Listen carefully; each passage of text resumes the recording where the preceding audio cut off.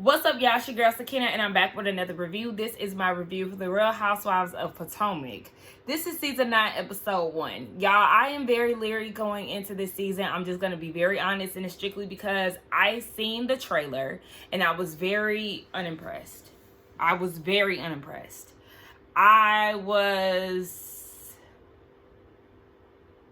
There was nothing for me to get excited about.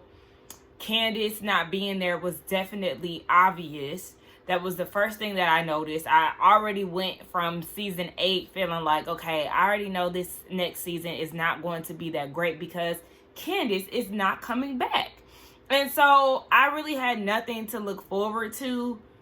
But, you know, we're here. I'm going to get it done regardless of whatever. Be sure to check us out tonight on the Whether You Like It or Not panel. We are back.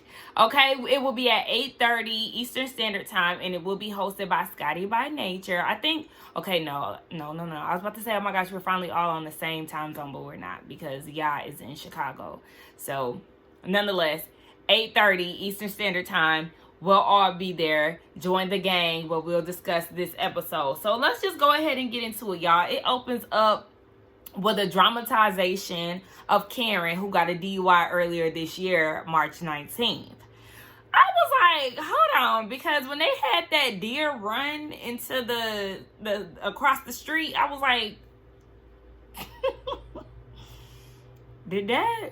I don't recall that happening. To be honest, y'all already know I do not keep up with what happens behind the scenes or what happens after the cameras go down. That's not really my thing. So I just focus on what's being said on the show. Otherwise, it kind of just takes away the moment from the moments. Unless it's like something really, really big, then of course I might have my ears peeled a little bit or my eyes peeled a little bit. But yeah, I really just don't. Ooh, y'all seen that?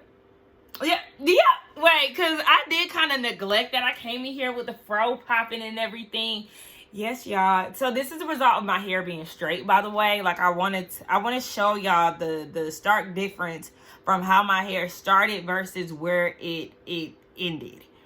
A little sidetrack, y'all.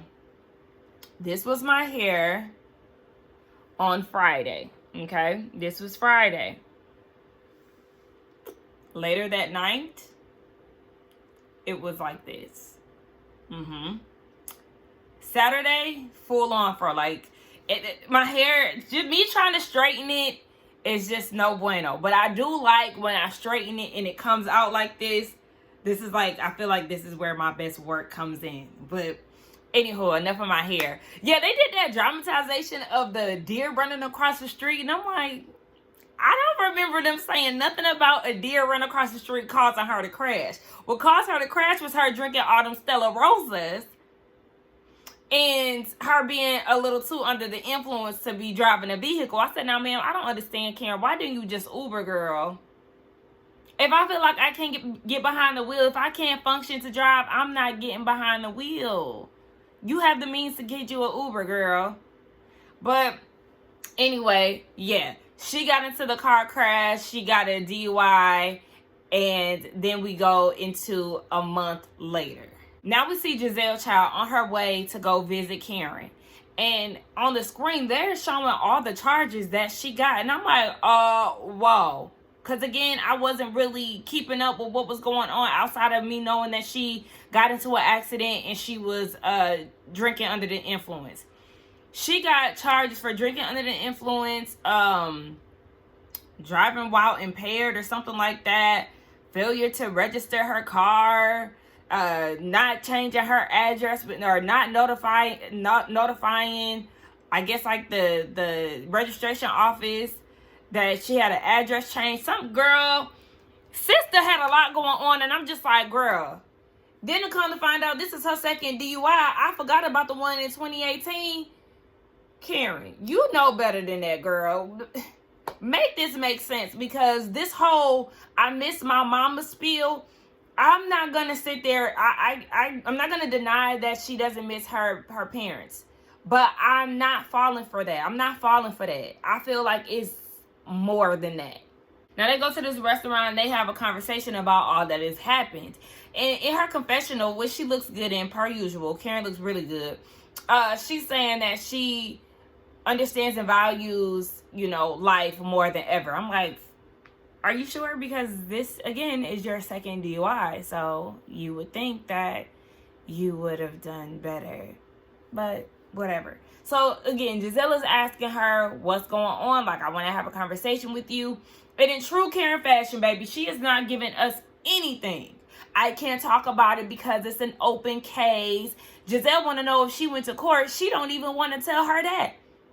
Talk about, you can read. Yeah, I can read, but I'm also here with the person who experienced this. So do tell us what's going on. But we've already predicted that she will not talk about it, and she's doing just that. So it's like, whatever. Next thing you know, the waiter comes up to them with a complimentary donut, and then he tells Giselle, just so you know, she's never had a drink here. I said, oh, this was staged. And Giselle in her confessional said the exact same thing. Because, girl, what? Okay, I understand she a regular here. They do sell alcohol and all of that. One, I don't believe you. Two, it was unnecessary. Karen, you and this man, please get away from us with this. So then Karen also says that the reasoning behind the DUI and the other citations that she got along with it was because of her still grieving the loss of her parents, along with the marital issues that she's having with Ray. She feels like she just needs emotional support from him and all of that. Okay. It could be the grief of her parents, but I do feel like when she says that, for me, it just feels like an scapegoat. Like nobody is going to go against you saying that you're grieving and this is the reason why, you know, you got drunk and decided to get in the car, whatever the case. But I can also see it being, you know, an issue with Ray.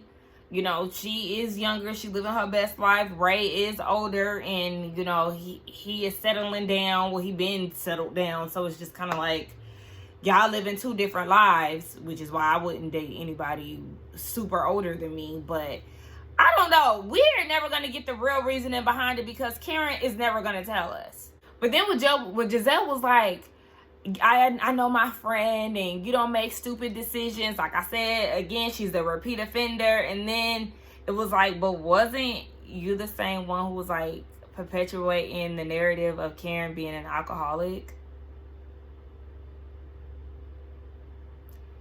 It's just crazy how things change. But okay. So they start talking about all the things that the girls got going on. Karen's birthday is coming up, so Giselle wants to throw her something. I'm like, damn, her birthday is every season. It's crazy. But they start talking about who they want to invite to the party. I can't remember if Wendy was a part of the invitation, but I don't recall hearing her name. And then they start talking about how Mia is on a world tour with her new boo. And Karen called that man Applebox DJ or some shit like that because he's shorter than Mia, and every time they're pictured together, he's in front of her and she in the back. So it kind of give off the illusion that the height is balanced when in all reality, he's shorter than her. Look, Mia probably gonna have the most interesting storyline, but at the same time, we know Mia be lying, so we gotta take whatever we see on TV with a grain of salt. Speaking of Mia, child, we see her, the kids, and Gordon going out to eat ice cream, and we know that he's back in the D.C., Maryland area, but she said that they live in the same building. I thought at the reunion she said that he lived across the street, and in my mind, I'm thinking it's not the same building, but he lives in his own building that's close to them. Not necessarily the same neighborhood, the same complex, but like maybe in walking distance. I don't know. But again, we know that Mia be lying, so who knows? Gordon's issue with Mia is the fact that she didn't give their marriage the separation process. He did admit that he was mean to her and things like that, but he would have liked for her to have a separation where they, I guess, figure things out themselves. But she went from ending things with Gordon to hopping in the arms of Ink, and he has an issue with that. He also said, too, that he doesn't want their son to get a haircut by Ink. And Mia's like, but that's part of co-parenting. Not if he has a able parent. It's not necessary for Jeremiah to go get a cut with Ink. If that's something that him and his dad does, then it should just be as simple as that, girl. he don't need a replacement for that. But anywho, so then Mia says that Ink is coming into town and the only thing that he wants is a paternity test. We're doing this again? I thought that they already figured this thing out. Now, they showed a flashback of the reunion with Mia saying that she knows who she had a baby by because she went through a process to get pregnant, but she did have sex with Ink, so there is an overlap, and so she's trying to figure that whole thing out. I've already said that Ink already been questioning whether or not Jeremiah is his kid for years. Why did y'all wait till now? This sounds exactly how the whole Love and Hip Hop Lil Zane situation is going. I seen Lil Zane pop up on Instagram because I don't watch the show. When I seen him pop up on Instagram, I said, is this a Lil Wayne? I said Lil Wayne. Is this Lil Zane? Like, where did y'all find him at? And then he looks exactly the same, but not in a good way. Like, I think a lot of us thought that Lil Zane was attractive in the early 2000s. But then you see him now, it's like, you look the same and you look like a grown-ass kid. What is going on? And I listen to people's reviews for the show, so I'm, up on what's going on. But it's like, okay, yeah, he also has this kid who has his last name, who's 8 years old, and they're questioning if that's his kid, but he's saying it's not. This is the same type of situation. Why did y'all wait so long to get a paternity test? It doesn't take much. Get it done and move the fuck on. Why would y'all wait until this boy is old enough to, figure things out? Like, it was prolonged for too long, and it doesn't make sense. And I want to add, too, that this new layout that they have for Potomac is ugly. I don't know who need to hear that at Bravo, but whoever did this is ugly. I don't like it. Ashley's storyline is going to be the same thing that it's been for the past year, maybe even 2. I think it might be 2. But she's finally ready to move forward with the divorce. Girl, we don't care, Ashley. We don't care. And honestly, I want you to go too, because I know I said last season I would not be opposed to her coming back and us seeing, her life after the divorce and dating and all of that. This is what we're getting this season, and I don't want it. I don't want it because it's redundant. It's giving Robin same storyline, different season. We're tired. Dr. Wendy Osefo is officially resigning from being a professor at Johns Hopkins. It's something that she's been wanting to do for a long time. She has not been fulfilled. And so she's finally gearing up to do that. We see her actually writing out the email and pressing send. And it's like, okay, well, we already know this year is probably going to be her trying to find her way yet again. I'm being nosy. But we know she's been doing a lot of political stuff, and my girl is multifaceted. So at this point, she doesn't have to rely on her professor hat. She wears many, so it is what it is. So I'm proud of her, doing something that she wanted to do. She ain't have to get her mama's approval or nothing like that, but she is anticipating her mom's response when she does tell her. But shout out to my girl. Karen meets up with Vivian, which is one of her friends, and Stacy, which is the new housewife. They go dress shopping for Karen's birthday, and Giselle sends out this corny ass invitation. I said, it's supposed to be a hatitude party. I guess everybody's supposed to show up wearing hats, and if they have an attitude, then they might have to wear a taco hat over it. The corniest shit I've seen out of Giselle thus far, and she's corny as fuck. But Karen is a little worried because the last time Giselle threw a party for her, the girl sat in the seat that Karen was supposed to sit in and all of that. And then on top of that, you have the factor of Giselle just being tacky in general. So you don't even know what to expect out of her throwing a birthday party for you. So, yeah, be very cautious. So they start trying on dresses and stuff. And Karen realizes that Stacy isn't wearing her wedding ring. Stacy, the new housewife, she is from Philly. She married this German man 16 years ago. They have an 8-year-old daughter, and she said that they've been separated for a year. She said she thought she was going to be married forever, but look, it is what it is. And that's part of the reason why she moved back to the DMV area, because she leaving her man. So they then start, toasting up to whatever the occasion is. And then Stacy was like, I mean, does it affect you that we're drinking? Like, are you bothered by that? And Karen is like, girl, no. Like, the only reason why I'm not drinking is because I'm on medication. And I forgot she did say that she, I don't know if she fractured it, but she had some rib and ankle injuries. So that's the only reason why she's not drinking. Otherwise, she said, look, girl, I would have been toasting up with y'all. Now, one thing about it, just because you had a DUI, I don't feel like, oh, you can't drink. That does not label you an alcoholic. This is not like a Shannon situation. I know that people have been whispering about Karen being an alleged alcoholic, but I don't know that for sure. Yes, we've seen scenes of her being drunk and stuff, but that's what happens on these reality shows. They pump you up with liquor to get your reaction, put you in a conflict with somebody that you don't like and all of that, and see what happens. So I'm not going to say that Karen is an alcoholic like Sharon on Shannon or OC.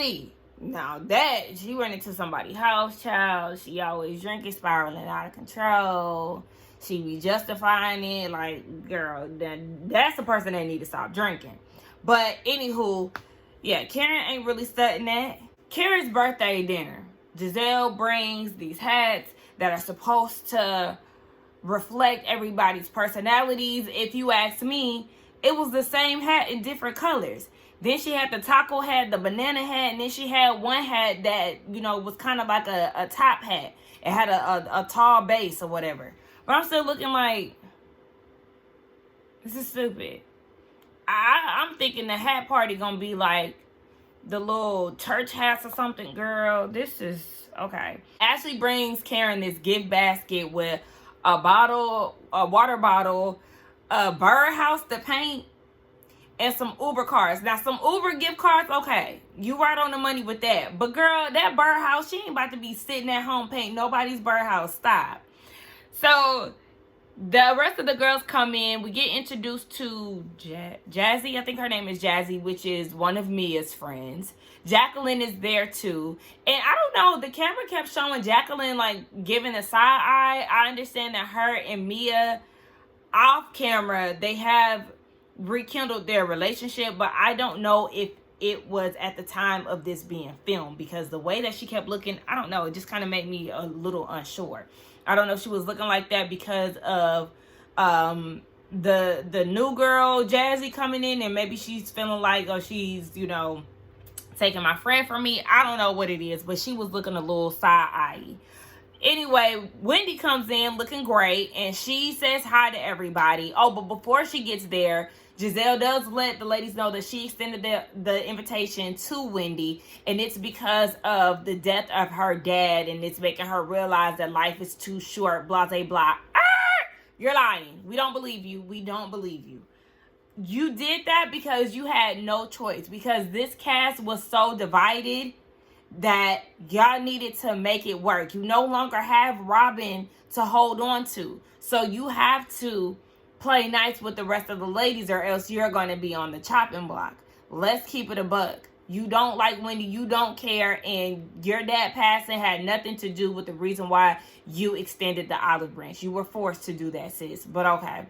So Wendy comes in and she was like, yeah, I understand that, you know, she invited me, but she thinks it's more so on Karen's end, and she wants to have a one-on-one conversation with Giselle so they can understand where they stand. Girl, there's no need, but we already seen how you switched up in the trailer. You saying you want to F her and all of that stupid shit. So I'm not excited to see them be friends because I know it's fake. Anyway, they're wondering where Karen is because she's late. And Mia was like, oh yeah, well Jacqueline, no, they're wondering where Karen is because she's late. Nobody has spoken to her, but Jacqueline said, I guess, that she spoke to her the other day. And Mia goes and says, oh yeah, you did talk to her when she was drunk.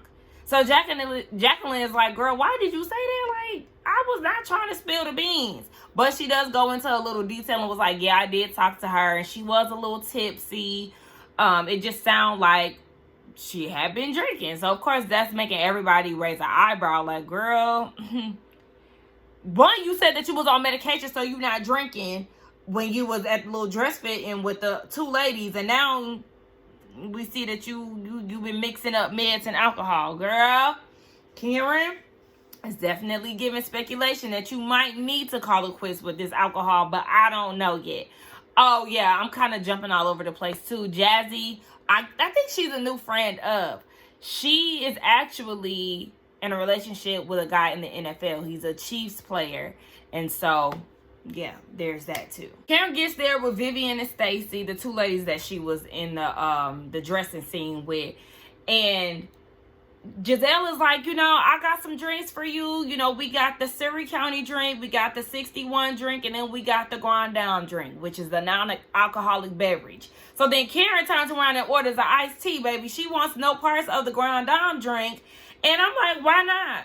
I actually felt like what Giselle said in her confessional lined up with exactly what Karen does. The Grand Dame is her persona, the non-alcoholic beverage, the one that she wants everybody to think, the prim and proper person, blasé blah.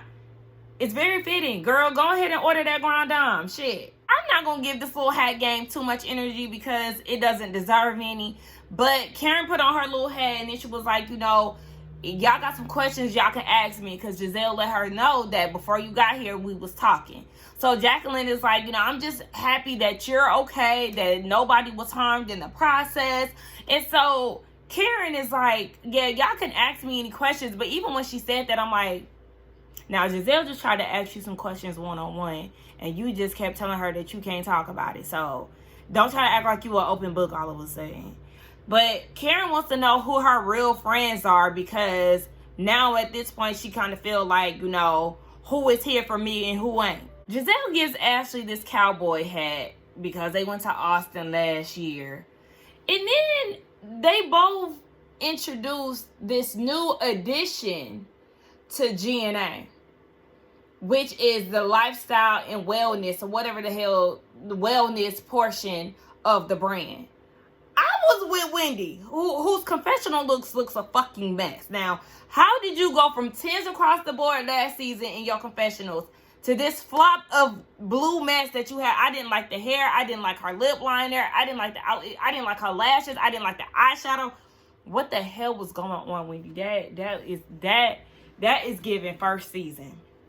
And not even first season, because in this day and age, in 2024, nobody's first season should be a mess. I don't care. I don't care what nobody say. This is not the early 2010s. When you come on this TV, whether it be 23, 24, whatever, in this day and age, your first season needs to be looking up to par. I don't care. Anyway, because there's so many, you don't have to have a high budget to look put together. But anyway, Wendy, I'm mad at you for that. But I was with you in your confessional when you said, first of all, there is nothing on the GNA site. The things that they seen on the runway is not available on the site, giving very much so She by Sheree, but worse. And now y'all want to add a fusion part to it. Make this shit make sense, because this is a hot mess. And again, y'all just needed something to do for the cameras. Y'all are not really invested in this brand. How can two tacky people, the tackiest people of the cast, come together to make a clothing line, and then y'all give us half-ass fashions? So then we get into Mia. Mia get her hat because she juggling two men. And then she said that she does love Gordon, but at this point, her and Ink, they have stepped up to support him. Gordon left some clothes at the house, at Mia's house, that she washed and Ink folded. Ink folded Gordon's drawers.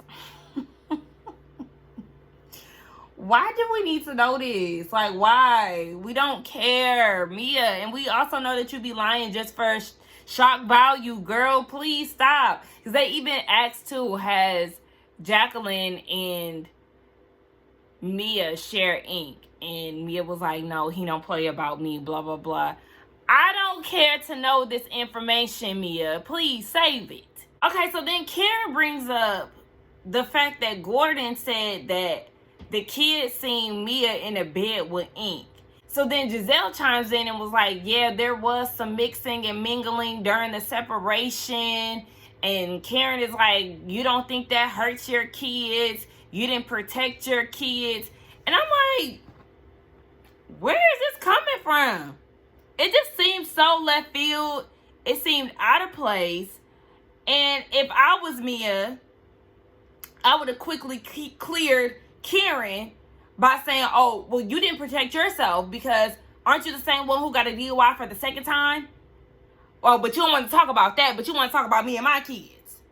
Granted, I do feel like, yeah, Mia, girl, what is going on? Why did you, like, how your kids end up seeing you and Ink in the same bed?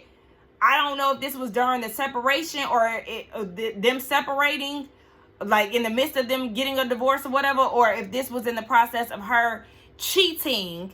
I don't know. Look, with Mia, I don't know. It just kind of seemed very unnecessary. And Wendy was trying to, stick up for Mia. Mia over there fake crying. Again, girl, you don't have to force tears in order to convey sad emotions. But okay, she fake crying. She's saying that her kids have everything and blah, blah, blah. How dare they ask that? Karen and Giselle are fucked up, which I do feel like, yeah, y'all, what the hell was that? I'm not the biggest Mia fan, but all of that, no, neither one of y'all need to be talking. Shut up, because y'all both can get aired out.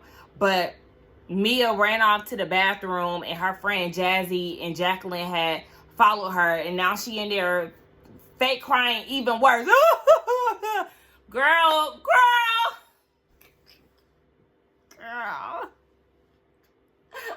The tears are so fake. But anyway, that was the end of the episode, y'all. To be honest, this was boring. Just like I said, that trailer was boring. This episode was boring. No, thank you. But anyway, let's get down in the comments and talk. Don't forget to like, comment, subscribe to my channel. Be sure, again, to check us out tonight on the Whether You Like It or Not panel, hosted by Scotty by Nature TV. And I will see you on the next one. Bye.